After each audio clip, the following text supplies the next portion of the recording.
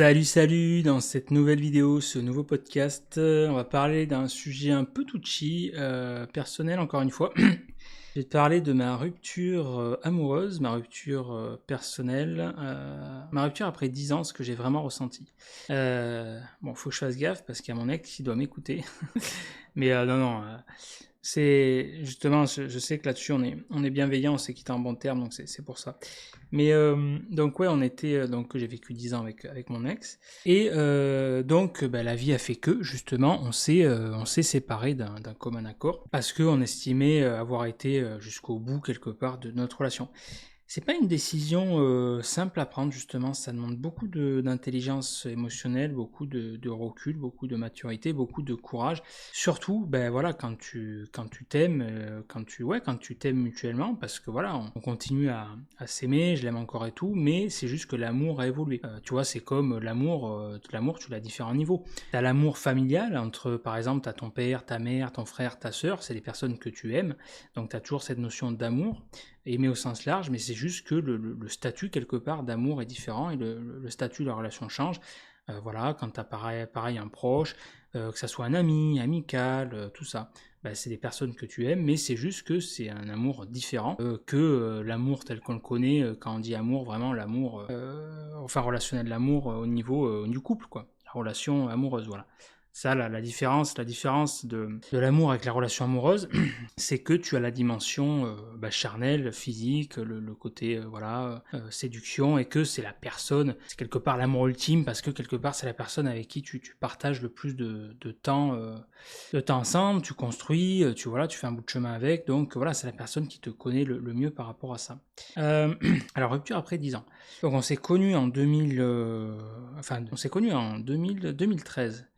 2013 et donc on est parti en voyage en Inde, 3 mois et donc on sortait pas ensemble parce qu'à l'époque il était avec son ex, moi j'étais célibataire et après enfin on s'est séparés, on n'était pas ensemble mais en tout cas voilà parce que justement son ex forcément il était jaloux, il aimait pas et ce que je peux comprendre et du coup après on s'est pas perdu de vue mais on a pris nos distances quelque part pendant un an et donc après donc là 2014, même non, qu'est-ce que je te dis, 2 ans. Ah oui, non, parce que oui, c'est ça, mars, oui, c'est ça, parce qu'on s'est connus, ouais, on s'est connus en septembre 2013, et via le site La Compagnie de Voyage, et on est parti donc c'était début janvier, 5 janvier, ouais, 5 janvier 2014, et on avait fait le préparatif de voyage, tout ça, et jusqu'en mars 2014, fin mars, je sais plus la date exacte, enfin, elle était rentrée avant, moi j'avais fait le trek au Népal, le tour Annapurna. Mars 2014, ouais, c'est ça. Et un an après, quasiment jour pour jour, moi j'étais en Turquie quand elle m'a recontacté, mars 2015, et donc du coup, on me contacte, tout ça, enfin bref. Et donc on décide, donc on se revoit, tout ça, et on décide de sortir ensemble. Donc c'était le 28 avril 2015, on officialise la chose. Et donc voilà, nous voilà partis pour 10 ans de relation. Et donc forcément, on a construit des choses, c'était un amour fusionnel, on a beaucoup voyagé. Ce qui était bien, c'est qu'on avait beaucoup de points communs. Notamment au niveau voyage, professionnel, on avait la même vision quelque part du monde par rapport à ça, on est tous les deux taquins, ambitieux, vraiment ce côté carré, enfin on se comprenait vraiment, et donc vraiment on a vécu plein de bons moments ensemble. Mais voilà, la vie a fait que, ben encore ce que je te disais dans une précédente vidéo, la vie en tant qu'être humain t'évolue et voilà, eh ben, en 10 ans il peut se passer des choses et donc la configuration fait que bah, tu peux ne plus être forcément sur la même longueur d'onde, voilà. Et donc, on a voyagé ensemble donc, de 2022 à 2024, le voyage en Asie, donc génial et tout. Et alors ça a été ça le paradoxe en fait. C'est ce que je te parlais un peu de la crise du retour de voyage, parce que le voyage formidable, on était sur un nuage quoi. Et forcément quand on est rentré en France, la douche froide, parce que rien ne s'est passé comme prévu. On avait des projets, voilà, acheter une maison ensemble, travailler, enfin voilà, travailler chacun de notre côté sur un taf. Enfin, vraiment, on était parti pour construire cette fois-ci, plus se poser, tu vois, adopter plus le mode de vie rangé, classique, plus conventionnel. Et c'est ça qui est, enfin marrant, c'est pas le terme, mais justement, tu contrôles pas grand-chose dans la vie en fait. D'où le pouvoir du lâcher prise, parce que la vie, quand elle décide autrement, tu peux pas faire grand chose. Et au final, au retour, il n'y a rien qui s'est passé comme prévu. Moi, à mon niveau, j'ai subi une opération. Elle, après, il y a eu un décès dans sa famille, donc l'été 2024. L'opération, vu que ça m'avait stressé sur le plan émotionnel, donc il y avait eu pas mal de frictions avec le stress, le retour de voyage, tout ça. Et après, donc elle, de son côté, voilà, le décès, tout ça. Là où on était revenu temporairement dans la région du côté de ma famille. Bon, on n'était pas quelque part très heureux. On savait, enfin, moi je m'étais préparé davantage qu'elle. Elle avait sous-estimé la chose. Mais on savait que c'était temporaire, c'était pas une région qui nous réussissait, qui nous correspondait, parce que bah là, justement, c'est le choc, parce que tu passes justement pendant 2 ans d'une vie hyper stimulante, où chaque jour tu découvres quelque chose, ça bouge de partout, t'es en mouvement, tu rencontres des personnes, tout ça, et t'as une vie de dingue quelque part. Et tu passes là un état stationnaire en campagne, tu vois, c'est comme si t'étais au fin fond de la Creuse, dans le Périgord, là. Et bah, c'est 2 salles, 2 ambiances, quoi. Et donc ouais, forcément, ça fait bizarre. L'adaptation, le retour a pas été très simple, c'est assez délicat. Et donc tous les deux, je pense qu'on a on a déprimé, tu vois. Et après, bah voilà, on a eu pas mal de défis, hein. Et il y a rien qui s'est passé comme prévu au niveau professionnel, justement. Donc ça y a joué aussi. Et voilà, bref, tout ça qui en fait qu'il y a eu des tensions. Elle était pas heureuse bah là où elle était finalement. Elle n'était pas dans son environnement, elle était plus loin de sa famille, tout ça. Elle avait pas ses proches, ses amis, tout. Donc effectivement, c'était pas évident pour elle. Professionnellement, elle se cherchait. Moi, professionnellement, j'étais plus occupé, on va dire, quelque part. Mais donc c'était un petit peu plus peut-être facile pour moi. Mais également pas simple parce que atteindre les objectifs, c'était pas ça se passait pas comme prévu. Bref. Et on arrive sur l'été 2025 où ça a pété parce que et ben en fait la boucle a été bouclée parce que quand c'est connu au début, il y a eu des tensions forcément parce que quand tu te mets en couple avec une personne, on a chacun des expériences de vie, des histoires de vie différentes, et forcément ça crée des tensions parce qu'il y a un temps d'ajustement, parce que quand tu vis avec une personne, il faut savoir faire des compromis. Et là justement, bah moi, alors je vais pas me désigner comme fêtard, parce que pour moi quelqu'un de fêtard, celui qui fait la bringue, la bamboula tous les soirs, qui fait des excès d'alcool et compagnie, moi c'est pas mon cas, ça n'a jamais été mon délire. Mais voilà, je suis bon vivant, j'aime bien de temps en temps quand ça s'y prête, quand il y a des soirées et tout, profiter, boire effectivement quelques canons, quelques coups. Et là, effectivement, vu que j'étais pas, bah voilà, la période où justement j'avais besoin en fait de me défouler, vu que j'étais pas très bien émotionnellement et tout, bah, j'avais ce besoin, voilà, davantage de faire la fête, de prendre du plaisir, de me lâcher et tout. C'était vraiment un besoin à ce niveau-là. Et donc j'ai fait, enfin, toute proportion gardée, plus d'excès, tout ça. Et c'est vrai qu'elle, par rapport à ces histoires de vie personnelles, ça a réveillé des résonances et donc du coup ça a créé des tensions. Et du coup, bah voilà, les deux, de toute façon, quand on savait qu'on n'était plus tellement alignés par rapport à ça, bah, ça a fait qu'à un moment donné, ce qui a été bien quand même dans notre couple, c'est qu'on a toujours eu ce côté honnête, cette part d'honnêteté. Et voilà, moi je sentais également que j'avais des tentations quelque part, je l'ai jamais trompé, j'ai toujours été fidèle par rapport à ça. Ça c'est un truc, j'ai toujours été droit dans mes bottes, autant quand je suis célibataire je profite et voilà, autant quand je suis voilà, en couple je suis sérieux entre guillemets on va dire. Mais je sentais que voilà, j'avais des tentations et tout, et que des fois bah je pouvais quand même glisser quoi, tu vois, c'était un peu, tu sentais que la limite elle était, tu dis bon voilà.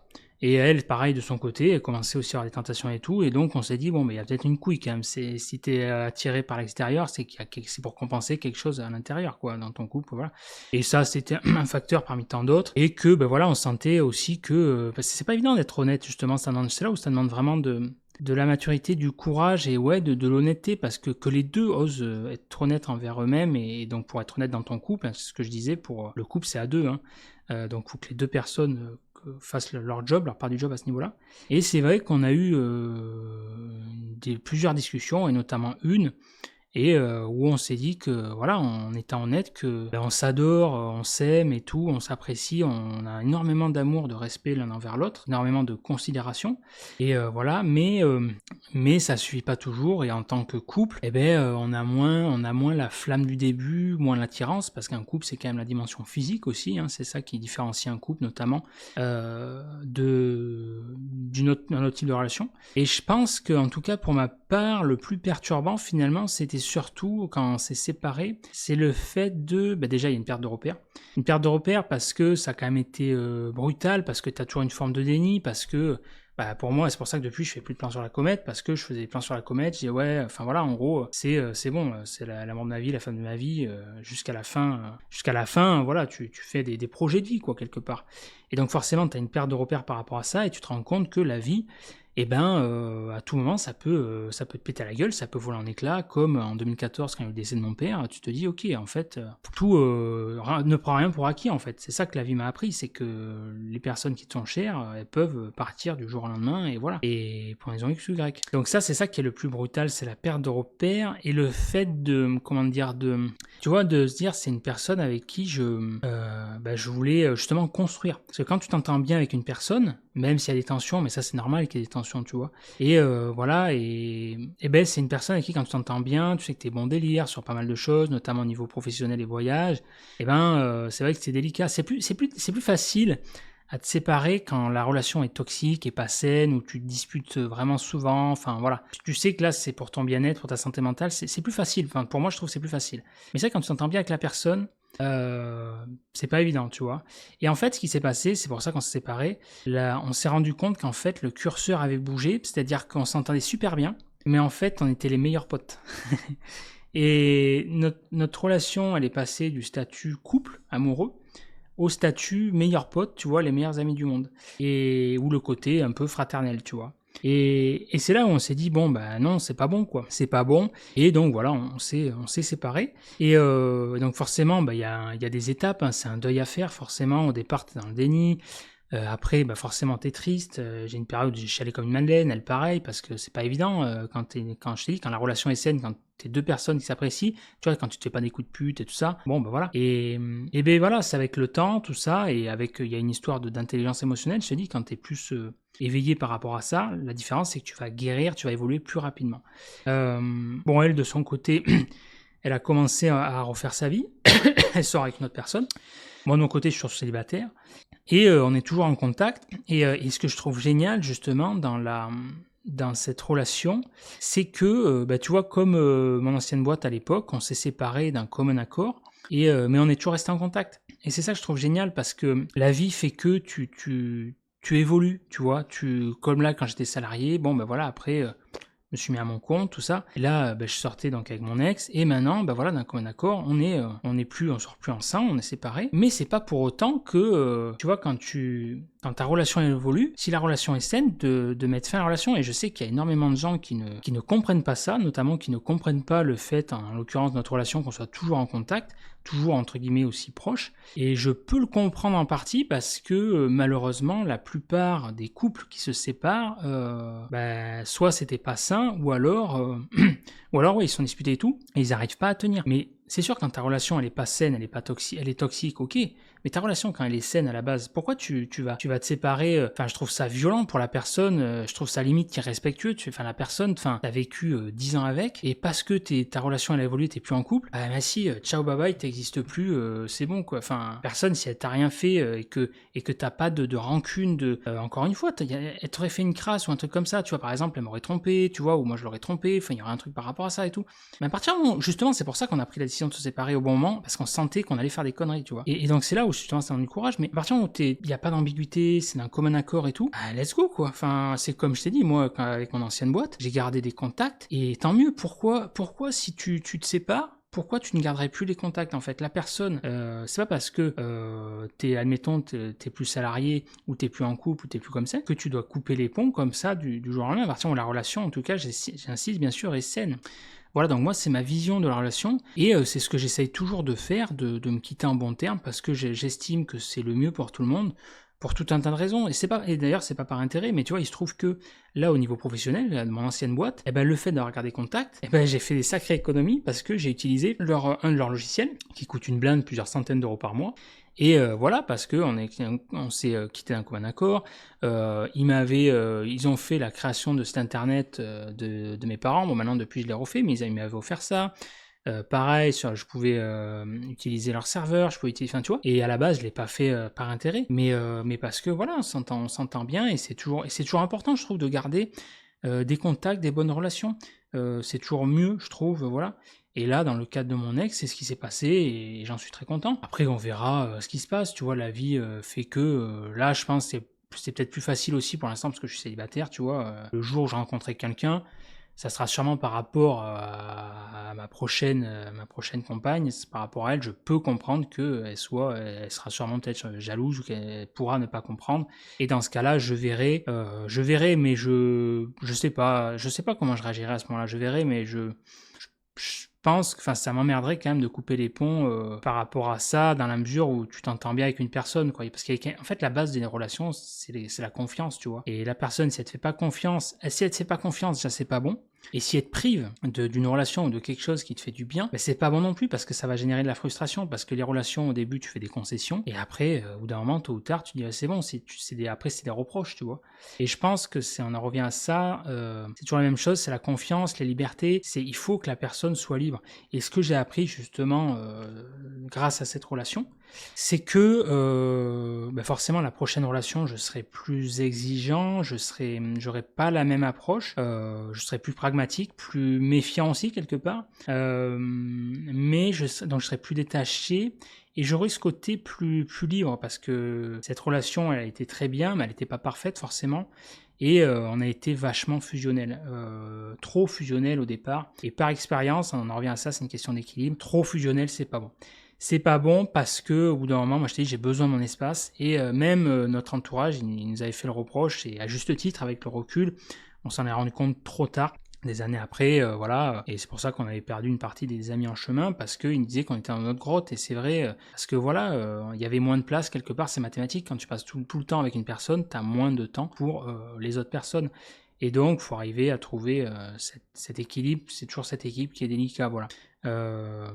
C'est tout ce que j'avais à dire, je pense, pour cette vidéo. Cette vidéo également, elle me tenait à cœur, parce que si toi aussi, tu es en phase d'une rupture amoureuse, peu importe ça a duré 10 ans ou non, ça va beaucoup dépendre, en fait, la manière que tu vas gérer ta rupture. Alors au début, que ça te fasse du mal, que tu sois malheureux, ça c'est normal. Par contre, si tu éprouves de la colère, de l'injustice, c'est normal de retrouver de passer par différents stades émotionnels.